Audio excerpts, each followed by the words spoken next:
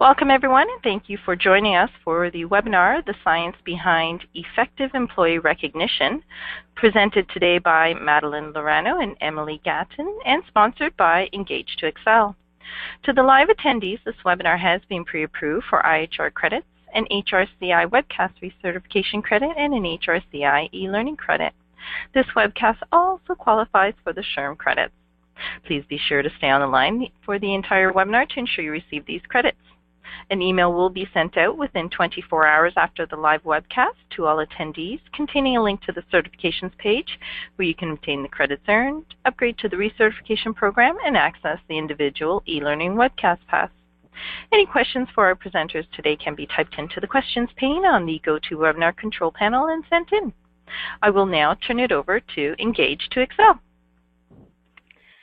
Thank you, Natasha. Good morning, everyone, and welcome to our webcast, The Science Behind Effective Employee Recognition. I'm Melissa Munier. I'm the Marketing Communication Manager here at Engage2Excel, and I'll be assisting with the questions that come through today. Just a few things we'd like to cover before I introduce our speakers. We will be answering as many questions as we can. However, if we're unable to answer yours during the webcast, we will respond to you via email within 36 to 48 hours. And as a reminder, a PDF version of the slides shown today and a recording of the webcast will be available on hr.com, and the recorded version will be available on our website, engage2excel.com, within 24 hours. Today's webcast agenda includes a discussion on expectations that have changed, communication challenges, the business impact of recognition, the role of technology, and then driving commitment and creating value. Our featured presenters are Madeline Lorano. She's the co-founder and Chief Research Officer at Aptitude Research Partners. She's been focused for the last 12 years on the talent management market. She specializes in talent acquisition. She helps companies both validate and reevaluate their strategies and understand the role technology can play in driving business outcomes. Before Aptitude Research Partners, she's held research roles at Aberdeen, Burson by Deloitte, ERE Media, and Brandon Hall Group. She's also the co-author of Practices in Leading a Global Workforce and a frequent presenter at industry conferences, including HR Technology Conference, an Exposition, SHRM, IHRIM, HCI Strategic Talent Acquisition Conference, GDS International's HCM Summit, and HRO Today. And then we also have Emily Gatton. She is the Vice President of Engagement Solutions at Engage2Excel. Emily has 10 years experience in developing employee training and engagement solutions. She's designed performance-based recognition and reward programs for leading national brands in the fields of healthcare, manufacturing, consumer packaged goods, food services, transportation, and energy. And she's experienced in program design, implementation, training analytics, and solution management. So now I'd like to introduce our main speaker, Madeline Lorano. Madeline?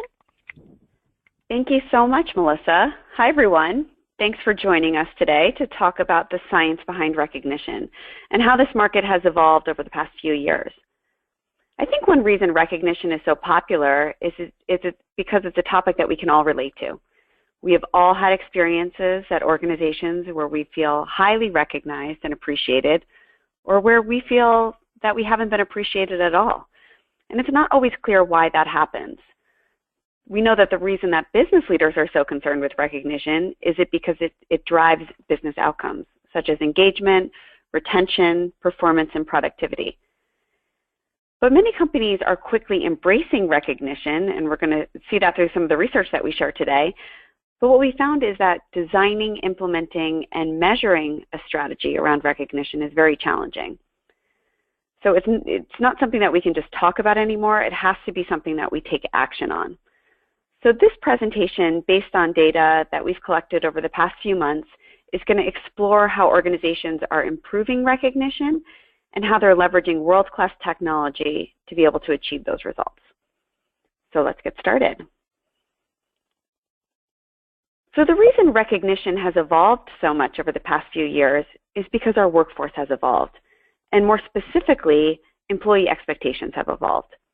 As customers, we know this, we can relate to this, because our expectations as customers have changed, not only in retail and how we shop and purchase things, but also in hospitality and even in health services. So Customers have different expectations, and employees do as well.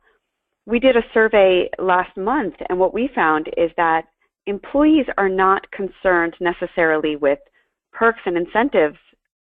You know, there's so many companies out there that are offering free food and, you know, fun activities, company outings, a slide that goes down into the workforce. What they really want are 4 basic things. They want transparency. They want an understanding of what the organization is like that they work for. That's why sites like Glassdoor and NPS scores are so popular today, is that employees expect that transparency from their employer.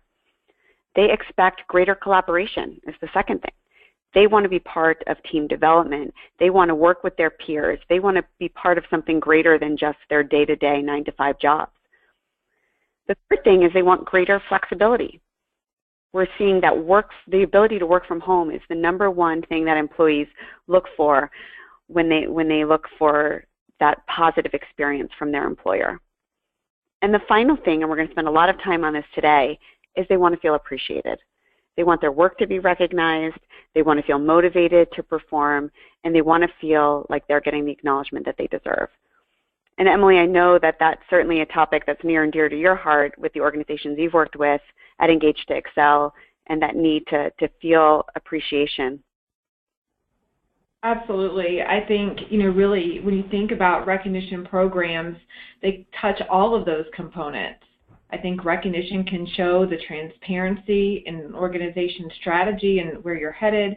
It can produce some collaboration opportunities among teams, and also provide some flexibility in how employees recognize their peers or participate in daily activities that may be occurring in other areas of the business. So certainly I think that recognition is becoming a large stronghold and an expectation from employees. Great.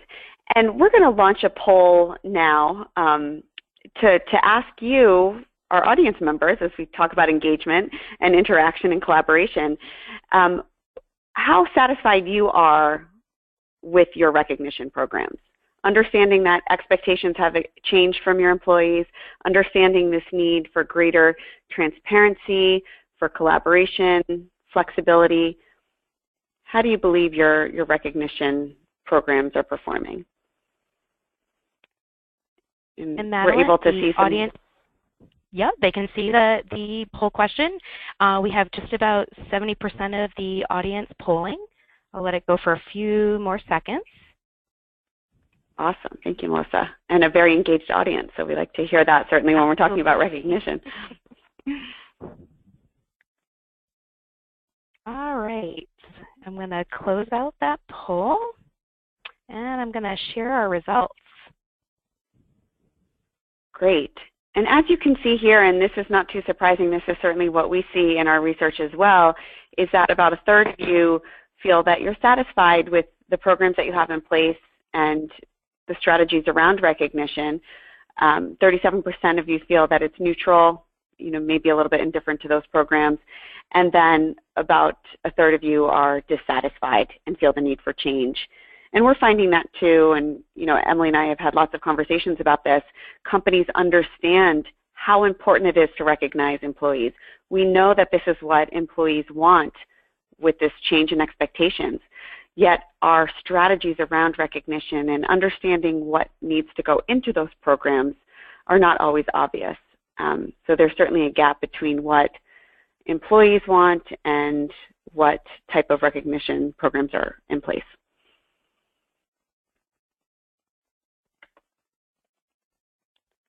So expectations have changed, and the role of HR has changed as well. And when you think about the very basic aspects of the employer-employee relationship, that role has changed. HR has moved from being something that's very passive, something that's very tactical, to something that is now very strategic. I was at an event in Boston last week with CHROs and senior leaders here in the Boston area, and they were talking about very different topics than we heard a few years ago. They were talking about analyzing data. They were talking about empowering teams, strengthening their brand, creating a positive employee experience. These are topics that were not discussed with HR leaders even a few years ago. But it's amazing to see this new responsibility, these new opportunities, and yet at the same time they create some new challenges and some new complexity. So it's a great time to be an HR leader. There's so much alignment with actually what the business needs, and we're going to talk about something that's so critical to that recognition. And to me, that's just a quick win. That's something that you can do to really provide huge value to your employees, to the business, and to your role as an HR leader as well. So expectations have changed, the role of HR has changed, and recognition has changed as well. And we're seeing the maturity of recognition really significantly change over the past few years, from something that's very tactical, something that's infrequent, something that not many organizations are embracing in a way that's consistent and meaningful, to something that at the next stage is more formal, something that there may be a strategy in place, there may be some documentation, this may be a standard approach throughout the entire organization. The next stage of maturity that we saw in the market was this idea of social recognition. How do we not only acknowledge and appreciate our employees, but make sure that that message is being extended both internally throughout all of the employee population, but also externally through sites like Facebook and Twitter and LinkedIn? How do we make sure that our employees are appreciated within our workforce, and also that they can share that appreciation with their friends and their family outside? And the final stage of recognition, and we're going to spend a lot of time on this today, is thinking about strategic recognition. And this is where organizations are evolving to, and this is where we see the market moving in the next few years. And it's really thinking about three things. It's making sure recognition is consistent, it's frequent, and it's meaningful. And this area, this last bucket of maturity, is where we see a huge improvement in business outcomes. When employees are recognized consistently, when they're recognized frequently, in a meaningful way, we're able to see an increase in engagement, an increase in productivity, an increase in performance. And we're going to talk about not only developing a strategy around that, but investing in the right tools and technology to support that. And Emily, I know you've done a lot of work with organizations to help them evolve and reach that top level of maturity. Agreed. You know, when you think about the progression, as you said, a few years ago, a lot of our time was spent with companies having to show that recognition and engagement matters, and having to show the impact it can have on your organization. And I think now there are so many studies out there that show the return that it could have, and show that recognition programs and engagement efforts aren't a cost to the organization, but are actually an investment that achieve business success. Now those same HR leaders are coming back to us and saying, okay, we understand, we get it, but now what do we do? How do we take this idea that we want it to be strategic and act on that and have those results return to the organization? So I know, Madeline, that's a lot of where we're going to go today, and talk about some different takeaways that HR leaders can have in making their program more effective and more strategic. Absolutely. And I think what we found, and I know, Emily, you've had experience with this as well, is most companies get stuck on this formal level of maturity. They understand they need a strategy. They develop something that's a little bit more consistent throughout the whole company, but it doesn't necessarily improve any of the business outcomes. It doesn't necessarily engage their employees. It doesn't necessarily motivate them. And one of the reasons that happens with just a formal program is that it's not communicated throughout the organization. And communication is such a basic principle, yet it so often is a challenge within organizations, especially around this idea of recognition. And for companies that spend that time, spend that investment in developing a program, in putting together a strategy and investing in the right tools, if that's not getting communicated throughout the organization, it's lost all of its effectiveness. So communication is a huge part and first step to making recognition work.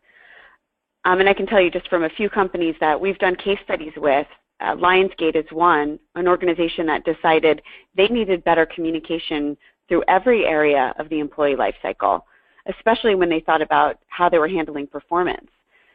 They were bringing people into the organization, onboarding them, and none of that communication was happening during the performance and development stages. They had their once-a-year performance review, as many organizations do, and employees dreaded it, managers dreaded it. It so often didn't happen, and the participation in performance was less than 50%. So what they did is they decided to create more of a communication strategy where that communication was happening consistently in the way that they developed and engaged and recognized their employees. And they found that employee participation in those development programs increased from less than 50% to almost to 90% when they just made it consistent. So I think that's a perfect example of how important communication is. And again, another quick win for you, for your organization, to think about how to make that change and make recognition something that's embedded in the culture.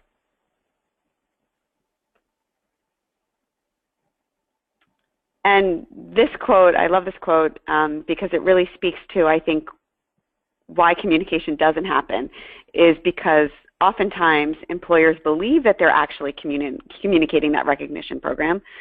Great, we've developed this strategy, we have this amazing model in place, we've got this amazing technology. Why isn't anyone excited about it? Why aren't people recognizing each other? And I think that's because there's that illusion that it's actually taken place. And Emily, I know we've had a lot of discussion around that gap between what the employer and the employee feel about recognition and the employee experience. Agree. I think that communication is such a vital part of really any change management initiative, whether it's recognition or in other areas of the business. And it can't be a say it and forget it. It's not that you say it and then you move on, but it has to be, how do you continually engage and remind employees that it's there for it to be effective? And a lot of times that requires broadening your scope of communication a little bit. Maybe it's not just email.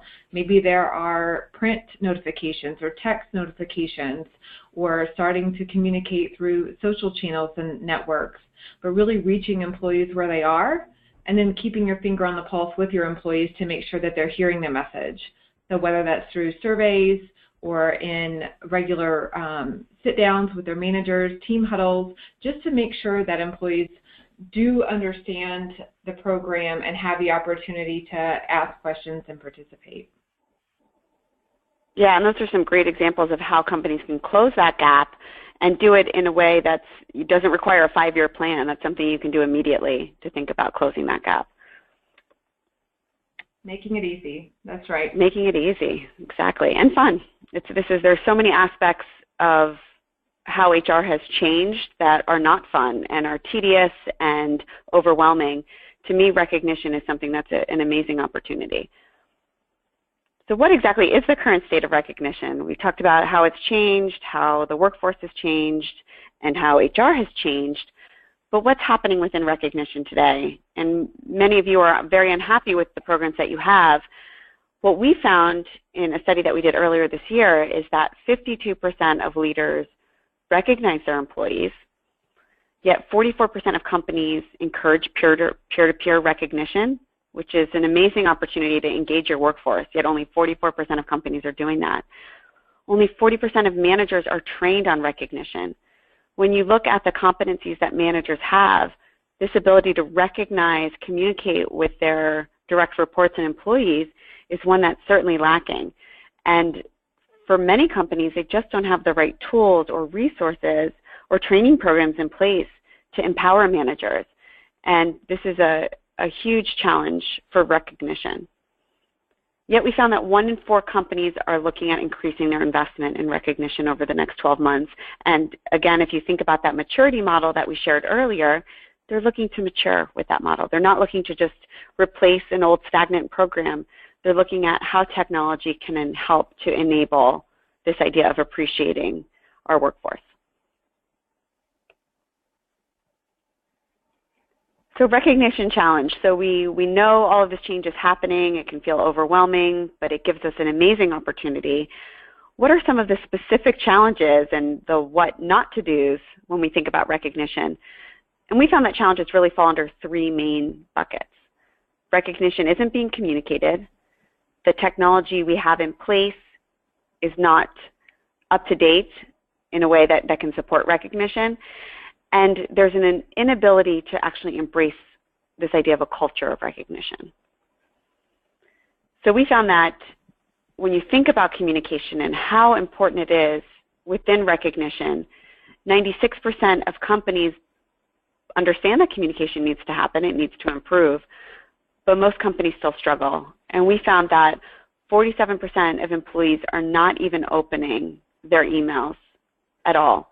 So email, I think we rely so heavily on, and we certainly do when we think about recognition, yet it's not the most effective way for companies to engage and recognize our workforce. And this is just statistics that were done by a third party, and what they found is just in 1 second, you can see all of the different modes of communication. Skype calls, tweets, Google searches, YouTube video. So many of our employees live on video. And I really call this going where your employees live. We have to think about where our employees live. Companies do that when they think about customers. When we want to sell something, when we want to market something as a company, we have to think about where our customers live. Are they living on social media? Are they living on video? Are they living on Google searches? And that's where you spend your marketing dollars. And the same is true for our workforce. Where do our employees live? Are our employees engaged on video? Are they engaged on social media? Are they engaged on their phones through mobile devices? And use those opportunities of where our employees are to recognize them, to translate that message, to communicate with them. Yet what happens so often is companies still rely so heavily on email. And you can see how many emails compared to videos and Skype calls happen every second. And yet 47% of employees aren't even reading those emails. So I know, Emily, you've done a lot of work and a lot of research on these different ways to communicate recognition and the different methods available to organizations. So I know you have some great advice, yeah. Yeah, I think that, as you mentioned, it's changed so much. Even if you think about the workforce and how many people are remote today, I think organizations are just kind of at the beginning stages of saying we do have to broaden our horizons on communication and what that looks like. So we're currently working with companies on texting options and being able to recognize through text, through some additional features like Skype and some of the apps and services that you mentioned before, really reaching them where they live and being able to tie recognition in that way. I think that if you think about in a given day how bombarded we are with communications and spam emails and all the things that hit our inbox in any given day, we have to pick and choose what's meaningful to us and what's relevant. So finding ways to reach those employees in a new and different way, but providing meaningful and relevant communications are really key and can make a huge difference in program engagement. Great. And thinking about how that advice and how companies can think differently about their recognition, we are going to ask you the second poll for today to engage you once again is how would you describe your recognition program? So Melissa, I'm going to ask if you could launch the poll now. I see it's up there. Is your recognition program tactical? Is it formal? Is it informal? Do you rely on social? Great. We've got Thinking about all these changes we talked about. 50% of the audience voting.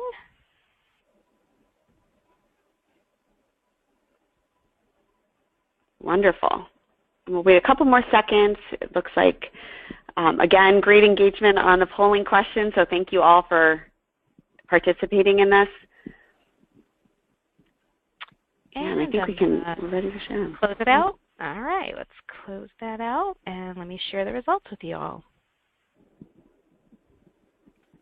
Great. Thank you, Melissa. So it looks like almost half of you say that your recognition programs are informal. And that's certainly what we find in the research too. 23% have a formal program, 10% are using social recognition, which is fantastic, and 7% strategic. So certainly aligns with, I think, how we think about the evolution of recognition and the maturity of evolution is there's still so much opportunity for organizations. And I think when you think about the mode of communicating recognition, moving away from email, thinking about all of these different tools that we're going to talk about, it gives so many of you an opportunity to think differently and, again, have that amazing quick win for your organization.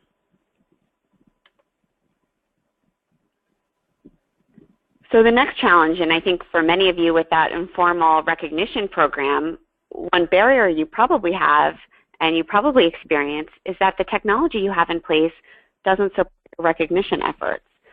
We found that most companies that rely on their talent management suite providers or their core HR systems are not getting the support they need for a great employee experience or for recognition. These systems were not designed to support recognition. They were not designed to help companies engage their workforce. They were really designed to handle compliance, to be able to handle workflow, to be able to make sure that this administrative burden was getting lifted off of HR's shoulders. So thinking about companies that have an appetite for better recognition programs, unfortunately, many of the traditional systems do not support that. And you can see only 39% of companies would recommend their current provider. 1 in 4 are measuring their communication efforts through their existing technology, and 46% again are not even reaching their employees through the basic communication that comes from a lot of these systems. So the good news is that change is in the air. We found that 93% of companies are actually ready to make a change. And that means changing from informing our employees to empowering our employees. And we're going to talk about some strategies to make that happen. And the first strategy is thinking about this idea of recognition as a cultural shift, something that needs to be embedded in the culture, something that needs to be translated throughout the organization and has a dramatic impact on the employee experience, business results, and the job of HR in general. So we find that trifecta of a solution that can and a strategy that can improve the employee's experience, improve business results, and improve the role of HR is an amazing opportunity. And I know, Emily, that's, again, something that's very near and dear to your heart and a lot of why the work that you do and how you work with organizations. It is. I mean, I think just the power of HR right now is so exciting to see that HR is broadening its scope a little bit in my mind, where HR can help take these engagement programs and begin to impact sales or safety or wellness initiatives, creating that great employee experience, in some ways even candidate experience as well, when you think about the talent acquisition cycle and trying to onboard employees and how important that is today as well. So definitely an exciting time, and I think one of the big keys for those that may have given up hope, as your last slide showed, is that a lot of times it's really subtle changes. I mean, if you think about communication is an easy change in a lot of ways, in that you can reach people fairly quickly and then see huge results from that. So it doesn't have to be a long, drawn-out process, but it's really just taking a good look, a good inventory of what's working today, and making minor changes to improve over time. Great. And I think also, too, it's that movement from thinking about it as an isolated activity that you do once a year or during a major company event to something that's a critical component of the business strategy that needs to happen consistently, frequently, and in a meaningful way. Absolutely. So as you think about, especially for those of you with an informal program looking to improve and mature in your recognition strategies, you can see the impact that recognition has for companies that have a formal program in the ability to deliver communication at the time of need, to track that communication, and to me, what's even more meaningful is the ability to improve that employee experience. So making those changes, thinking about how to make recognition part of your culture, invest in the right tools and technology, think outside of your existing systems, you're able to really elevate that overall employee experience. And one thing I want to mention about the employee experience, and I think this is just an interesting side note, we did research on this idea of experience and what we're calling the experience economy. It's driving how we operate as consumers. I mentioned this earlier in the presentation. We asked companies if they had a senior executive role focused on the customer experience. And 67% of companies have an executive level position just focused on the customer experience, making our customers happy. When we ask the same question for a role within HR focused on the employee experience, not even a senior role, just a role in HR focused on the employee experience, less than 30% of companies had that role in place. So it's really, again, thinking about changing that mentality, changing the culture to empower employees, having a huge impact, again, on aligning with those business goals. If you want to make sure that you're aligning with how the business operates and they're focused on the customer experience, we need to do the same thing with our employees. And obviously, they are our customers as well. So we found that companies with a social recognition program, so that next stage in the evolution and the maturity of recognition, are 4 times more likely to have a communication strategy in place. So again, I think that's really the critical component, is that communication piece. So the 3 ways to make this happen, and if you leave with anything from this presentation, I think we really hope that you leave with this message, is that it's not just an isolated module, it's not just one strategy or one change that you're making within your organization. It's thinking about what are the keys to making this work? What is the engine to making sure that recognition takes off within your organization? And we found it's a combination of services, science, and technology. And Emily is going to share with us some of her experience in helping to design these programs and the power that services plays. Great, thanks, Madeline. So I just thought we'd walk through some of the services that you may encounter when you start thinking about a recognition program and how to make it meaningful and relevant for your workforce. And I think really it all starts with program design. What does that look like? How are you reaching your employees? What are you recognizing them for? You know, you want it to be simple to understand, but also simple to manage and to administer, both from your perspective as HR leaders, but also the managers who are engaging with your employees on a daily basis. It should be tailored in that it's not a one-size-fits-all solution. Your organization is unique, your business goals are unique, and your recognition program should really be molded around you as a company and as an employer. And it should be outcome-based, meaning that, you know, what are you looking to drive in your organization? If you think about your company initiatives and the top 3 priorities of your CEO and of your leadership team, your recognition program should really be driving those initiatives and identifying the behaviors that I, as an individual contributor, can do each day to impact those initiatives. I think that we've talked a lot about communication, how important it is, but also the employee's expectation that they know that they make a difference, that they feel appreciated, that they feel like they matter. And what better way to communicate that with recognition? I mean, it shows what the company is focused on, and then also how I make a difference each day. For creative services, we definitely recommend branding the recognition program. If you think about the time and effort that your organization puts towards your consumer branding efforts, you may even have an employee brand. Your recognition program should be the same. You want it to be fun, to be something that catches your employee's eye, but when they see it, they understand what that brand looks like and what that means. The award selection is also key. I mean, any kind of incentive you want to reach employees, to be meaningful to them, to give them something that they want to work towards and want to strive to earn.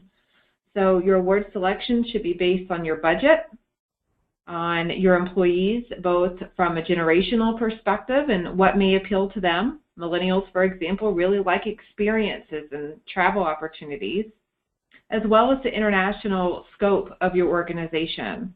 So certainly internationally, brands, product preferences are different, and the award selection within your recognition program should reflect that. Campaign management is also something that we've talked a lot about today. It's not the set it and forget it, but it's the ongoing management of it. How do you not only reach employees and communicate the purpose of the program on day one launch, but how are you engaging them throughout the year to remind them of the organization goals, how they can impact it today and every day, but then also providing them opportunities to recognize their peers or see who else has been recognized recently. Advanced analytics is the next component, and certainly this cannot be underscored enough. When you think about a strategic program and being able to show the return on the investment to the organization, the analytics will do that for you. It shows not only how you're returning the cost of the program, but impacting that overall to make it an investment, but then also where you can improve. So where and how you can optimize the program so that year over year, you're constantly showing bigger returns to the organization and improving the employee experience as you go. Platform support and security is certainly important. When you think about technology components, the employees have to have that consolidated, centralized place to go. I think I've worked with one company who had primarily a centralized recognition program, but they had a few body programs that were managed internally in different areas of the organization. And just by virtue of pulling it together in one technology platform, they saw a huge surge of engagement in the program from employees. They're not going to go to 5 different places to engage with the program, but if they can go to one place and see all of the recognition programs, it certainly makes it easier for the employee, and in this case, drove better results for the organization.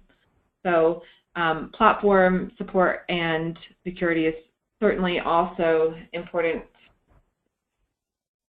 I think that it also provides some of that transparency that employees are looking for as well. So Azure technology has the ability to publicize and socialize recent recognition, or even as you think about the program design and the transparency just by virtue of showing employees the return to the return on the program and the analytics behind it, updating them, as well as the program design. And then, Madeline, that's one of the components that you wanted to focus on as well. Yeah, absolutely. And this is really great, Emily. I think especially when you think about things like the creative services, the campaign management, the advanced analytics. I mean, this is a huge opportunity to make a significant impact for organizations and, again, that overall employee experience. And something that's really fun and I think an exciting opportunity. So services is the first key that we're talking about. The second that I want to mention is the science, the analytics behind this idea of recognition, improving the employee experience. And the point that I want to make here is that analytics, and there's so much data out there, as HR professionals, we seem inundated with it from all these different systems that we use and different programs that we have in place. When you think about recognition and when you think about maturing your recognition strategies, it's really about using that data and that information to be able to take action, to be able to make changes to your program, to be able to get that real insight into closing that gap that we talked about earlier between how the employer and how the employees view that experience. And when you think about what goes into the science and the data and this idea of analytics, there's so much information out there. There's so many different ways to get it. Organizations need to be part of that conversation. They need to be part of that transparency that's in the market. And then, again, being able to take that information and that insight and take action on it. And the final piece of that trifecta for your recognition program is thinking about how technology has changed. So organizations have really shifted from this idea of very traditional HR systems to now these experience systems. And we talked a little bit about how companies are really unsatisfied with the way that they're using either their performance management systems, and we know this, certainly there's a lot of examples of companies that are moving away from traditional performance management models, or companies even unhappy with their core HR systems. And the reason is because these systems were designed for different reasons. They were designed to handle compliance or to be able to lift the administrative burden, to do very tactical things for HR leaders. But that doesn't solve or account for this new pressure and this new idea of the employee experience.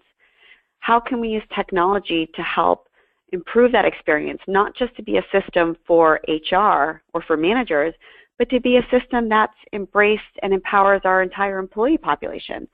And so often our traditional systems don't do that. There are separate modules that may not be integrated. The experience is not consistent. They don't really give that insight and transparency to employees that we talked about earlier. So this new next generation of systems that are really having a dramatic impact on the employee experience, but also on business results like engagement and performance. And we're seeing that the difference is that these systems create a consistent experience. They're designed to integrate with existing HR systems. They offer various channels and tools for communication, and that could be video or social tools or collaboration and messaging. A very different experience than what you'd see in traditional systems.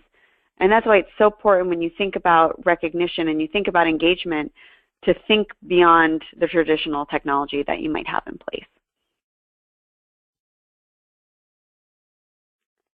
So driving commitment and creating value, we're going to talk about, now that we've explored how recognition has changed, some of the challenges companies face, and the 3 keys to success, we're going to talk about how you build that business case and what are some of the drivers and the impact to the business from maturing your recognition programs.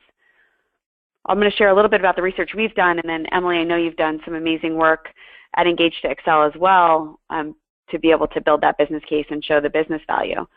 But we found that companies with a strategy for recognition are 3 times more likely to have an engaged workforce and 2 times more likely to improve quality of hires.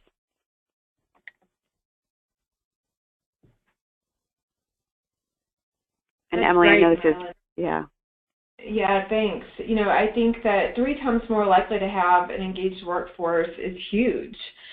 And then when you think about what that does for an organization, I mean, a recent study from PwC showed that companies with highly engaged employees have 33% higher profits. You know, not only that, but 51% lower turnover rate with satisfied employees, 2.5-time increase in performance-related business outcomes, and 27% lower rate of absenteeism.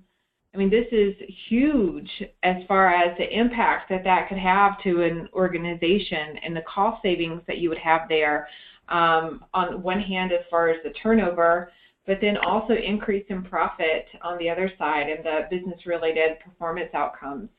So I think that, again, just realizing the power of recognition and engagement and what that could do, it's really transforming for an organization.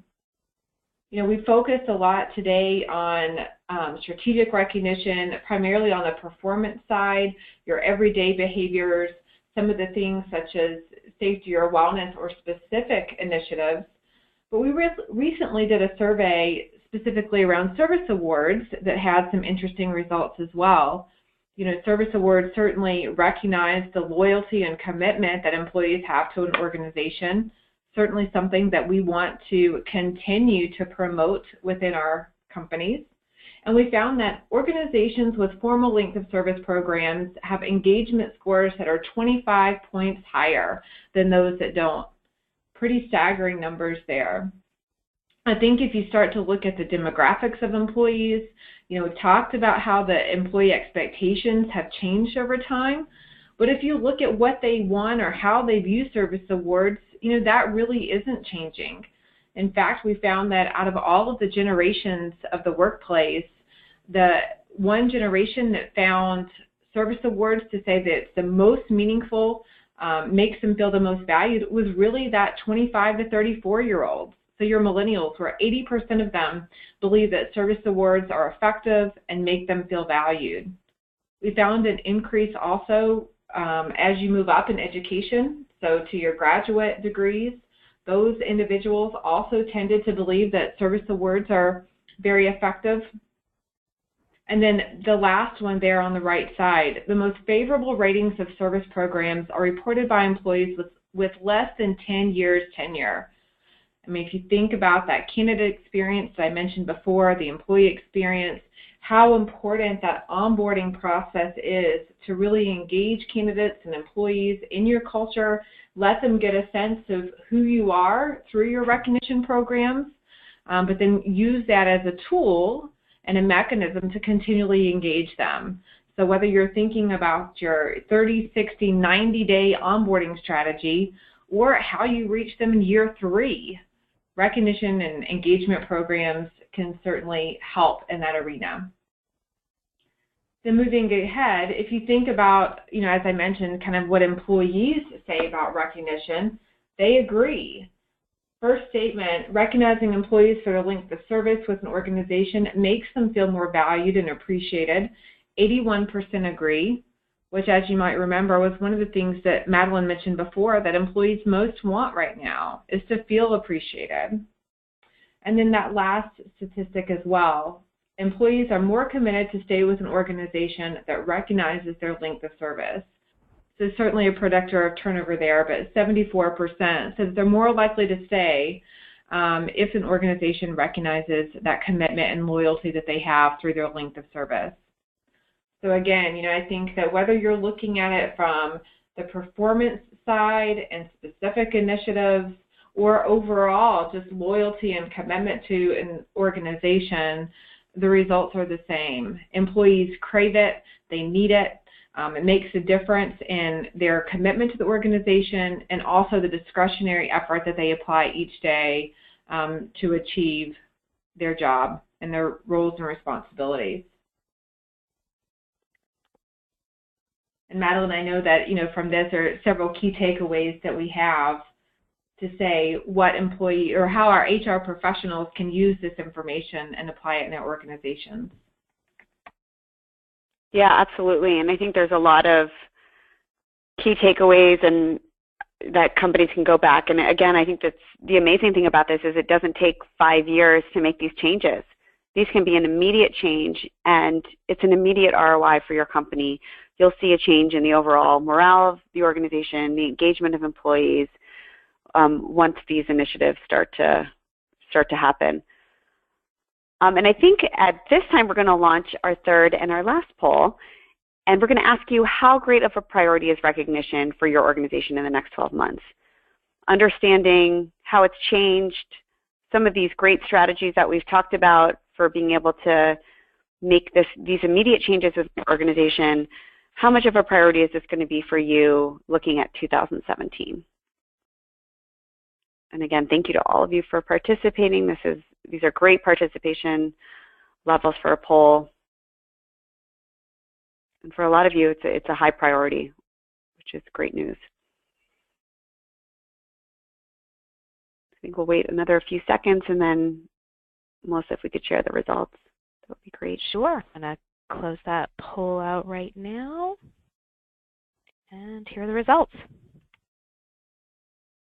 Great, and this is great news. I know we've got a lot of, I can tell we have a lot of very future-looking strategic HR leaders on this call today, because for 32% of you, this is a high priority for next year. For 36, it's a priority. And again, if you think about what we found is the #1 priority for organizations is to improve the employee experience. This is an absolute guaranteed way to do that. So kudos to you for making it a priority, and you know, we hope to leave you with a few last key takeaways to think about as you do that. And again, I think one thing I'd stress before we share some of those key takeaways is to think about how important just that communication is. Again, very basic. Even as you develop and invest in the technology and the strategies around recognition, don't forget the communication piece, because that's so often where these programs fail. So some of the recommendations that we want to leave you with, first is understanding your current state of recognition.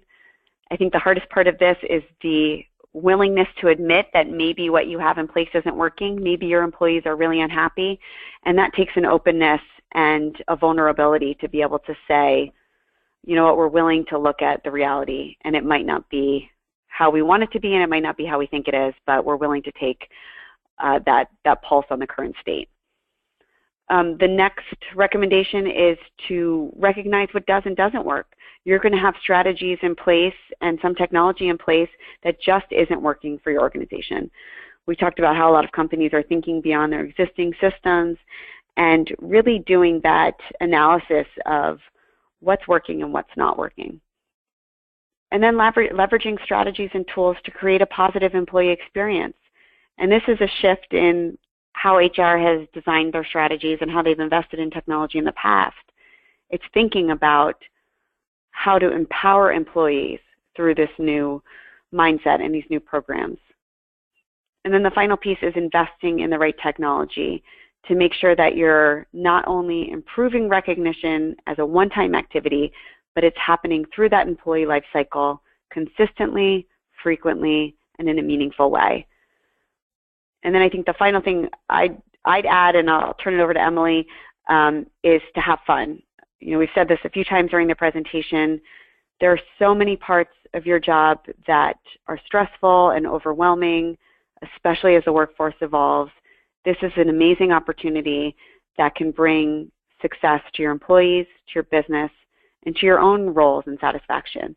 So as you look into next year and as you make this a priority, we certainly hope that you'll reach out to us and to the folks at Engage2Excel for any questions you have on the information that we shared today. And Emily, I don't know if you'd add anything to the final key takeaway here. No, I agree with yours. I think, you know, keeping it simple, realizing that it can be just minor changes, but those things can produce big results, and making it fun. I mean, you know, certainly I'm going to be more engaged in something if it's fun, and I think that those on the phone as well as your employees would agree with that. So great points.